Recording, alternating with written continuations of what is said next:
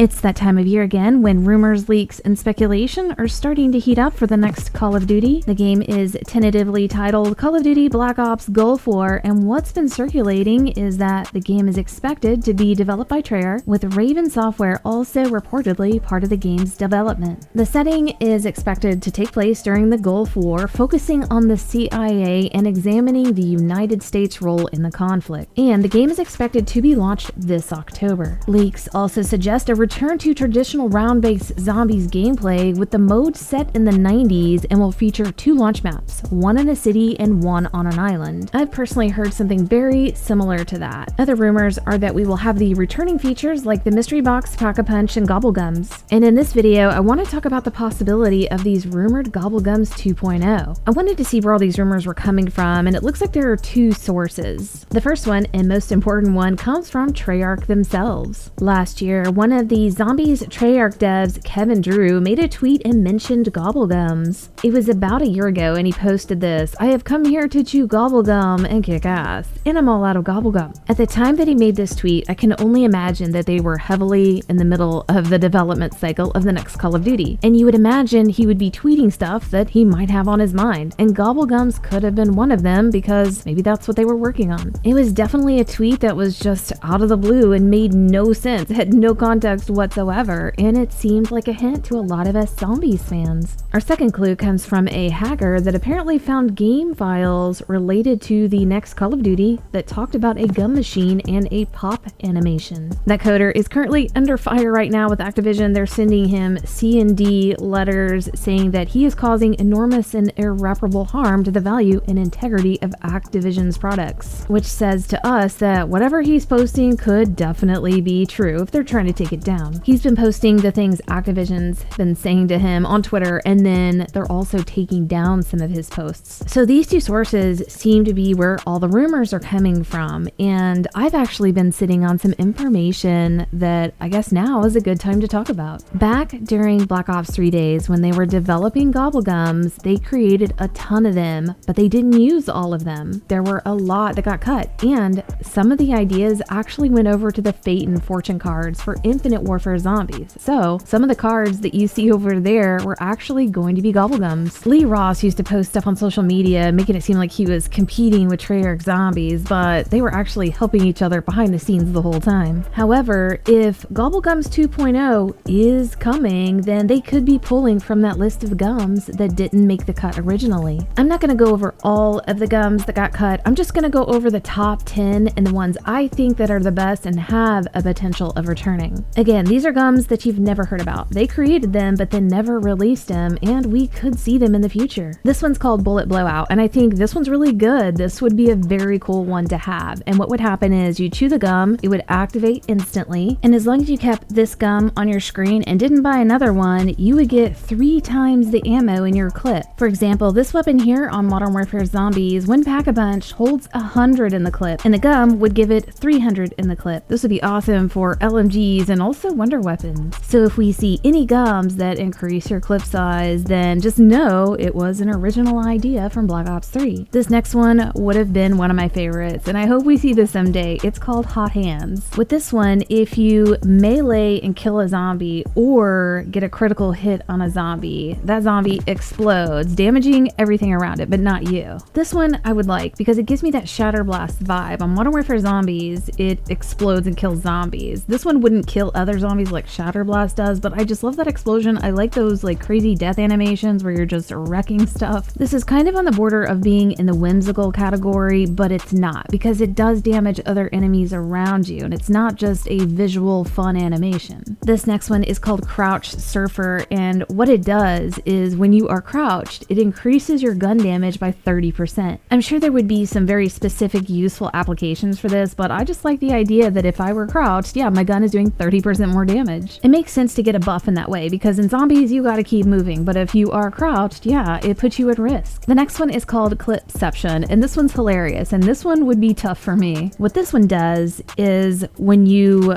completely empty out your clip and you don't reload and just have the gun reload on its own, your clip size will increase every time. There would be a maximum clip size that it would reach, but for those people that are like OCD reloaders like myself, it would be very difficult not to keep hitting that reload. Like most of us, I have a pretty hardwired habit of just shooting a few bullets, and if there's no zombies around, yeah, you're gonna reload to keep your clip full. This would be a very fun gum to finally see because they know players are like that, and this would be a great challenge for them to try to resist the constant reload. This one's a lot like the Crouch Surfer, but this one is just stand in one place and your gun will do 20% more damage. The crouching gum gives you an extra 10%, but standing, yeah, that's a little bit easier to manage, so you're not getting as much of a reward. This is definitely a good gum. If you were to run a train and then get to a safe distance and then stand still, you could mow down those zombies knowing you're doing more damage. This one I really like. This one's called Doorman. This one is so creative and it makes it a fun challenge on the map. And what happens is every time you open a door,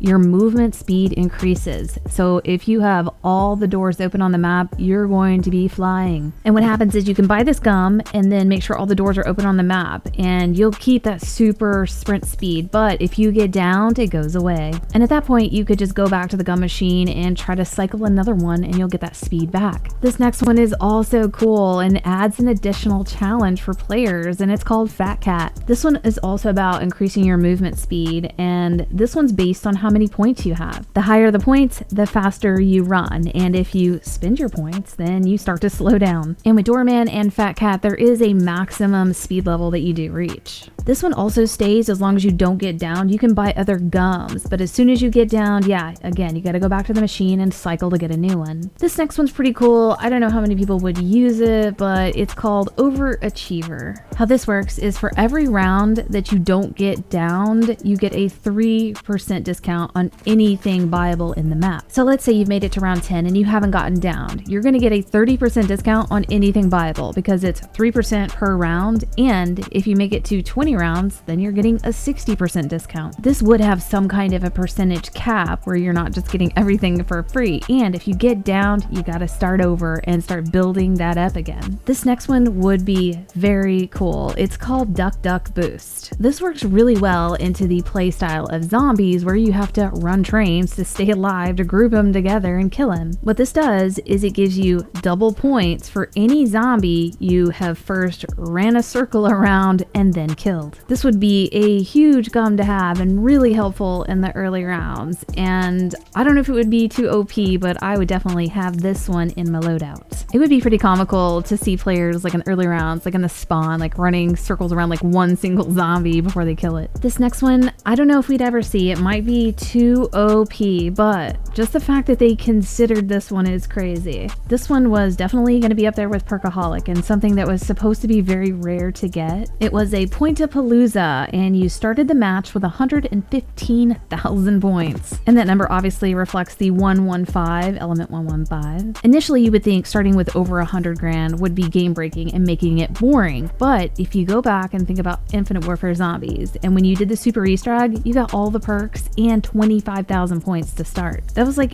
instantly being set up, and I don't think it took away from the gameplay at all because you did have to build to get to that point. It's probably a good idea that this gum didn't make it back in Black Ops 3 days because we were able to dashboard and save gums, and we were just absolutely abusing the hell out of Perkaholic, and we would have definitely abused this. But if they do bring back GobbleGums 2.0 and they're able to keep us from dashboarding and keeping them like they did the elixirs for Black Ops 4, then it's possible that they may be able to implement more OP gums like this, and this one could be considered. We would hardly ever get one or ever get to use it. This one could overtake Perkaholic and be the new star of the show. From a marketing standpoint, and knowing that dashboarding is probably not coming back, this would be a good one for them to put in. And that brings up the topic of Perkaholic and its possible return. Most people don't know this, but Perkaholic was originally going to be something very different. Originally, Perkaholic was not going going to just give you all the perks. It was going to allow you to buy perks past the limit where you could buy all of them on the map. You had to grind for the points and buy them yourself, but now Perkaholic takes all that away from you, and I personally would have preferred it the way it was before. When they just hand you stuff, it can take some of the challenge and fun away, and I wanted to see how you guys felt about Perkaholic returning if it comes back for Gulf War Zombies. I've got this poll running on my Twitter right now, and right now it's saying that over 80% of people love it and they want to see it return, and very few think it's game breaking. And let me know what you guys think about these gums that have never been released. Are there any that would always be in your loadout, or some that you think aren't great? Definitely comment down below, and we'll see you guys next video.